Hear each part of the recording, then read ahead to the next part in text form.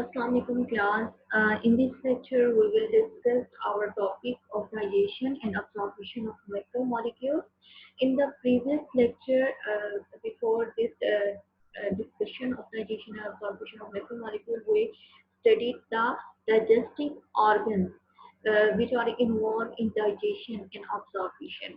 These digestive organs was mouth, the saliva secretion of the mouth we discussed in the previous lecture. Then after that we see the stomach secretion. After the stomach we see the pancreatic secretion.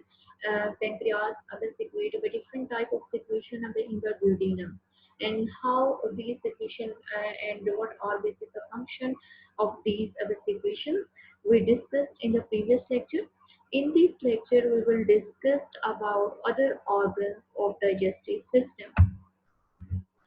The other organ of digestive system is including the liver, and the liver is the largest gland in our body that carries the gallbladder. We here see there is a liver. It has different type of lobes and it secretes as a bile, and the bile is basically stored in the gallbladder. And when there is required of the secretion of bile, and the bile is secreted away through the gallbladder. To some extent, the bile secretion is directly away into the duodenum, and a large amount is basically stored in the gallbladder. There is liver and the biliary system.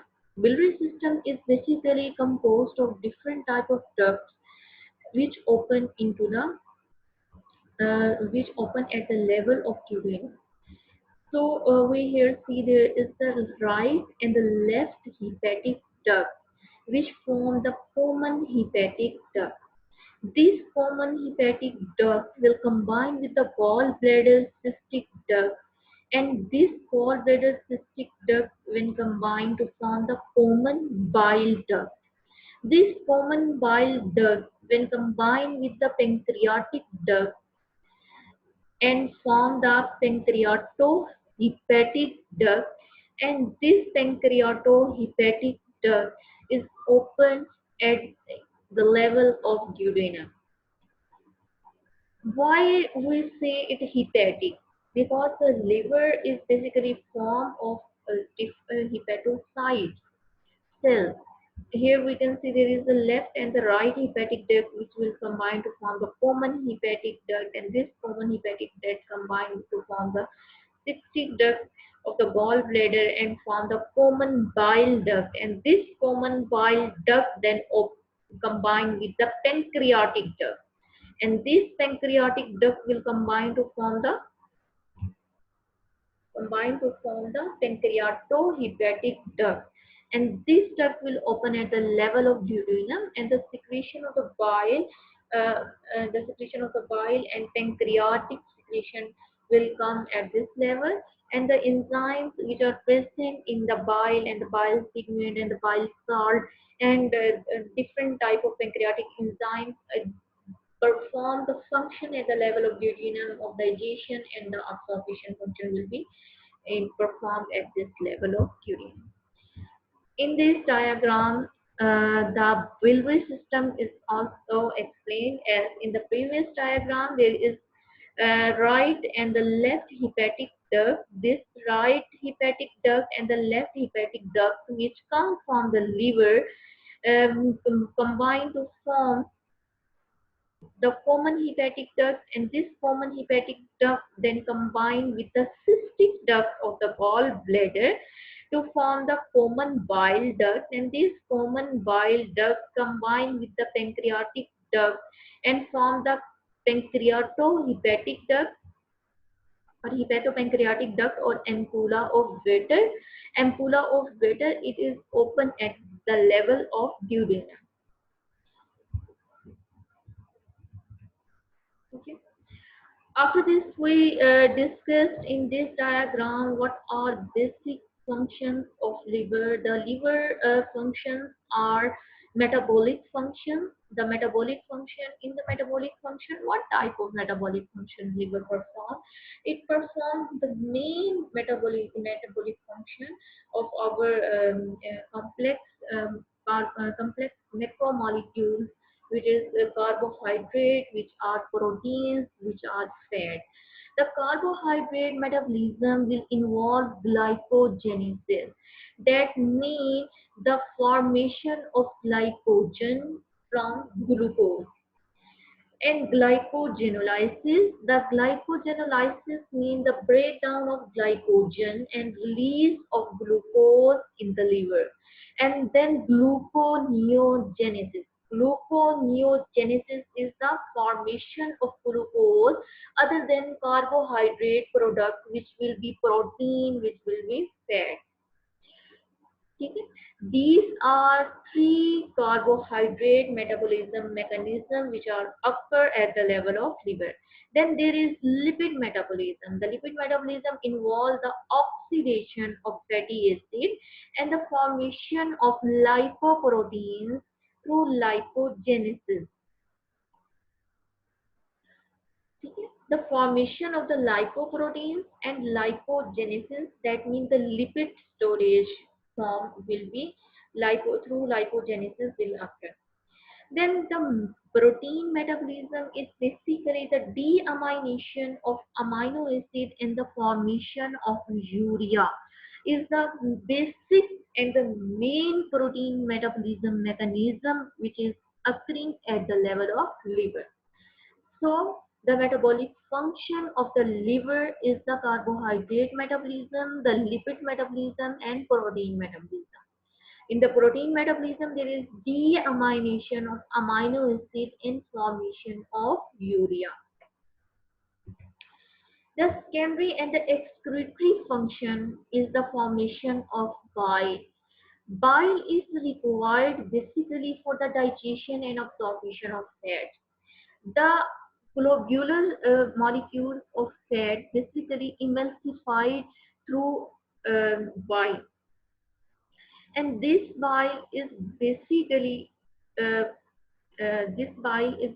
excreted from the liver through the hepatocyte. The hepatocytes which are present in the liver will secrete bile, and this bile through the bile canaliculi, and then bile canaliculi combine to form the left and the right bile duct, and this bile duct combine to form the common bile duct, and through this duct the bile leave the liver. So the secretion of the bile is continuous and throughout the day, and it is stored in the gallbladder. So the composition of bile is 500 to 1500 ml per day. The fresh bile is basically alkaline and the contain bile salt and bile pigment. So here is the composition of bile. The bile is basically contain water, which is 97.6%, and solid, which is 2.4%. The solid content, which is 2.4% in bile, is further contain organic and inorganic substances. In the organic substances, there is bile salt, bile pigment, cholesterol, fatty acid, lecithin, and mucin. And the inorganic substances, the sodium, calcium, potassium, chloride, and bicarbonate. The bile salt, bile pigment, cholesterol, fatty acid, lecithin is basically the mono product of fats. lecithin जिसे हम कहते हैं, and then mucin is the mucus product. So these are the organic substances which are present in the bile. What are basically the function of the bile salt? The bile salt has a main role in the digestion of fat. Digestion of fat is through the activation of pancreatic lipase also, and emulsification of fat preparatory to its digestion and absorption. Emulsification is the process by which the fat molecules is converted into simple globular watery जो है वो substances.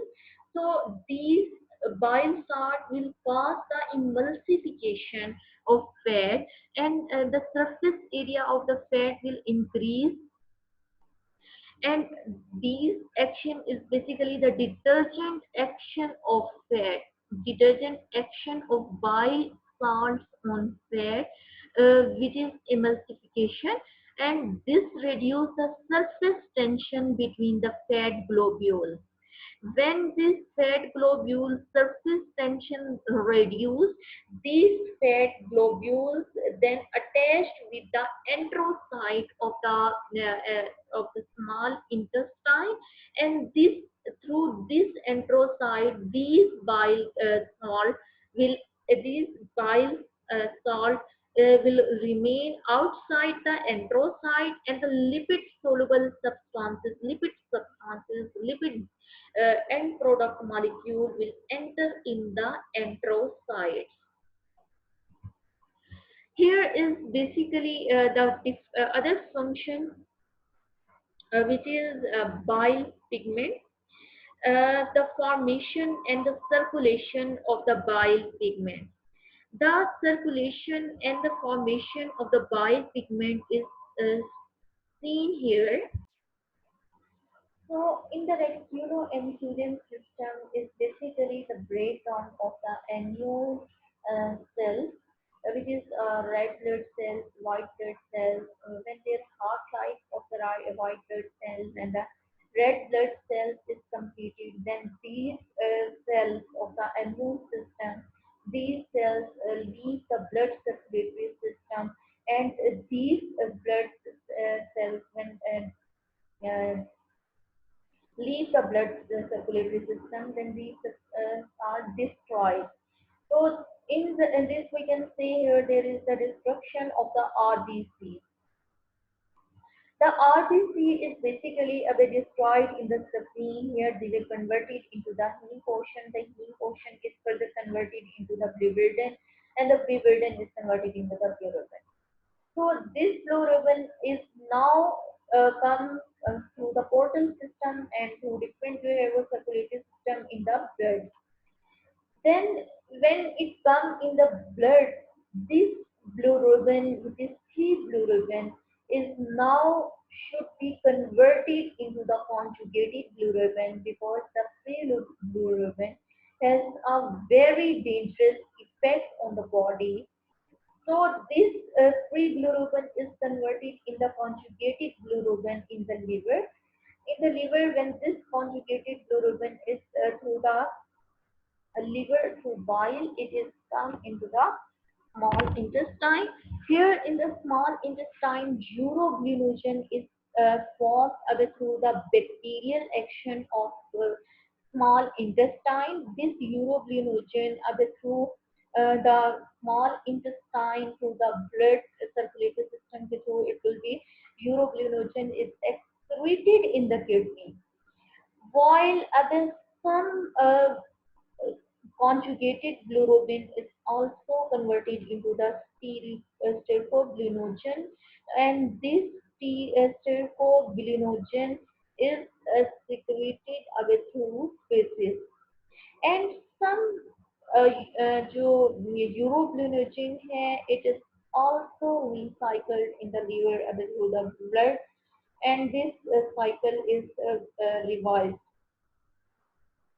So in this, here we see the formation and the circulation of the bile pigment, and these are basically the bile pigment which is converted, the conjugated bilirubin is converted into the uroglenogen, and this uroglenogen is basically the conversion is through the bile, through the different type of bacteria which is present in the small of the intestine.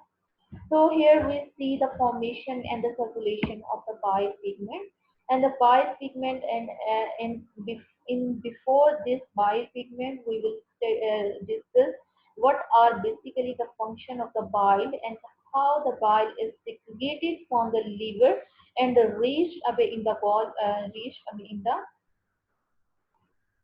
reached in the duodenum in the small intestine. After that, we will study the formation and the circulation of the bile pigment through the reticuloendothelial system. After that, in this slide we will discuss what gallbladder. The gallbladder store the blue-green fluid which is called bile. Here in this diagram, we can see there is a gallbladder. The gallbladder contains the cystic duct, and the cystic duct, when combined with the common hepatic duct, it will form the common bile duct. What are basic function of gallbladder? The basic function of the gallbladder is the storage of bile and the concentration of bile. The removal of sodium by the gallbladder mucosa through an active transport mechanism which basically draw chloride, bicarbonate and water. So in the gallbladder, the bile is basically concentrated because the all type of sodium, potassium, and calcium are basically absorbed absorbed in the blood. So the bile is concentrated here. In this diagram, we can see here the sodium, potassium, and chloride and cholesterol are secreted in the bile. And here we can see there is the basically the bile is present at the level of gallbladder. There is absorption of sodium, bicarbonate, chloride, and water. We can also know where there is sodium potassium pump. When sodium leaves the channel, the water will also move according to along with the sodium. So in this diagram, we can see here when the sodium leaves the gallbladder, the water will also leave the gallbladder. The concentration of the bile will take place in the gallbladder, and this concentrated bile then leaves the gallbladder, and through the common bile duct it will enter into the duodenum, and the different type of function according to their specific speciality they will perform at this level. Then after the secretion of the liver and the pancreas will reach at the level of duodenum. So duodenum is basically the part of the small intestine. Now here we can see here there is different type of gland is also present at the level of small intestine. And the small intestine has the three duodenum, jejunum and ileum. And the duodenum part is 20 centimeter, jejunum is 2.5 meter long, and ileum is longest half coiled into the abdominal cavity. So it is where the final digestion and absorption of food will take place. And the small intestine is basically made up of villi, and villi are basically the small finger-like projection in the lining of small intestine, and these villi are basically used for the absorption of the end product of the macromolecule, which are carbohydrate, which are proteins, which are fat. The end product of fat, carbohydrate, and proteins, which are in the form of amino acid, in the form of glucose, in the form of small fatty acid, the absorption of these substances main will take place at this level of the small intestine.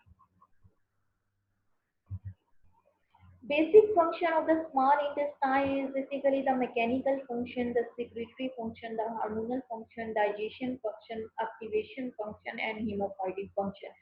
So here we can discuss in this diagram the digestive function of the small intestine. The small intestine, Navicuous and Dericus, will secrete different type of enzymes, which is peptidase, sucrase, maltase, lactase, dextrins. These enzymes will act on the will act on the substrate which are in the protein nature, which is in the form of peptides, And these, when enzyme peptidase will act on peptide, it will convert these peptide into the amino acid. When the enzyme secretes, which is secreted from the succus entericus, which are basically the cells of the small intestine, will act on the substrate sucrose. It will convert this substrate into the end product fructose and glucose. So fructose and glucose basically the end product of carbohydrate. Then there is maltase. Maltase will act on the substrate of maltose and maltriose, and then this maltose and maltotriose will acted by enzyme maltase. This maltase convert this substrate into the glucose. Then lactase enzyme will act on the lactose, and the lactose is basically the carbohydrate product of milk. So when lactase will act on the lactose, it converts it into galactose and glucose. So dextrins are also you have secreted from the sucus entericus. It will act on the dextrin and maltose and maltotriose and convert it into the glucose. And so different type of you have triglyceride is also affected by, and will cause the this will act on the fatty acid. This will act on the triglyceride, triglyceride as a substrate. It will acted by lipase enzymes, and this lipase enzyme will convert it into the fatty acid. Then there is absorption will also take place at the level of small intestine. So absorption is basically the process by which the end product of digestion, water, electrolyte, mineral and vitamins pass through the intestinal epithelium to enter into the blood or lymph. So at this level, the end product of digestion, which are digestion products, which are carbohydrate, protein, and fat digestion end product, and water and electrolyte, mineral and vitamin pass through the intestinal epithelium and to enter into the lymph and blood. So when the end product will enter into the lymph and blood, this process is known as absorption, and this absorption will occur through different type of transport mechanism, which we will discuss in further in further in further lectures. Okay. In this diagram, you can see here is the digestive system, which is in the blue color diagram, and this blue color diagram that there the lumen of epithelial cell and epithelial cells of the capillaries is shown here through the red color. So through the digestive system, the substance is absorbed in the blood circulatory system, and this process is known as absorption. And when through the blood, these end products or these absorbed substances leave the circulatory system and enter into the body cell. This process is known as basically the assimilation. So in this diagram, we see the difference between absorption and the difference between assimilation. Absorption is basically the absorption of end product of digestion from the digestive tract into the blood circulatory system, and assimilation is basically the process in which the absorbed substances leave the blood circulatory system and enter into the body cells. So assimilation, the substances move into the blood cells is basically the assimilation process. So absorption and assimilation process is discussed in this diagram. After the small intestine, there is large intestine. The large intestine has different parts. There is cecum, ascending colon, transverse colon, descending colon, the pelvic or sigmoid colon, the rectum, and the anal canal. After that large intestine, undigested food goes down into the large intestine. It is where the absorption of the water is happen. It is also called as colon. The feces is the remaining of the food material. So at the level of the large intestine, the only absorption of water will take place here. Large intestine has a two type of movement. The first movement is the mixing movement and second is the propulsive movement. The mixing movement is the segmentation contraction, and propulsive movement is basically the mass peristalsis. So in the mixing movement, we can say here the large circular constriction which appear in the colon. The circular muscle is basically present. The constriction of these muscles will cause the large constriction which appear in the colon and cause the mixing of segmentation constriction. These contractions occur at the regular distance in the colon, and the length of the portion of the colon involved in the each contraction is nearly 2.5 centimeter. तो अगर हम देखते हैं कि mixing movement के अंदर जो segmentation movement होती है, that is segmentation contraction which is occur through the circular जो है वो large circular construction muscles, these constriction, these जो है वो movement basically occur at the different segments different segments, and each segment is basically 2.5 centimeter long. So the mixing movement is basically the segmentation contraction. And there is also the propulsive movement. The propulsive movement is a mass peristalsis movement. The mass peristalsis or mass movement propel the feces from colon towards the anus. And usually this movement occur only a few times every day. Duration of the mass movement is about 10 minutes in morning, before or after breakfast. This is absence of neurogenic factor like gastrocolic reflex and parasympathetic stimulation. So these movements are basically due to the neurogenic factor and due to the parasympathetic stimulation. So the propulsive movement occurs due to the neurogenic factor and parasympathetic factor. Now we will, in this diagram, we will see the function of the larger intestine. The function of the large intestine at this level is this. Okay, to some extent the absorption of the water, minerals, salt, different type of secretion which will cause the mucin and the secretion which will cause the lubrication of the feces and facilitate the passage of feces through the rectum and anus. What are basically the function of the large intestine is the defecation. Defecation is basically the process of emptying the rectum or the passage of feces out of the body.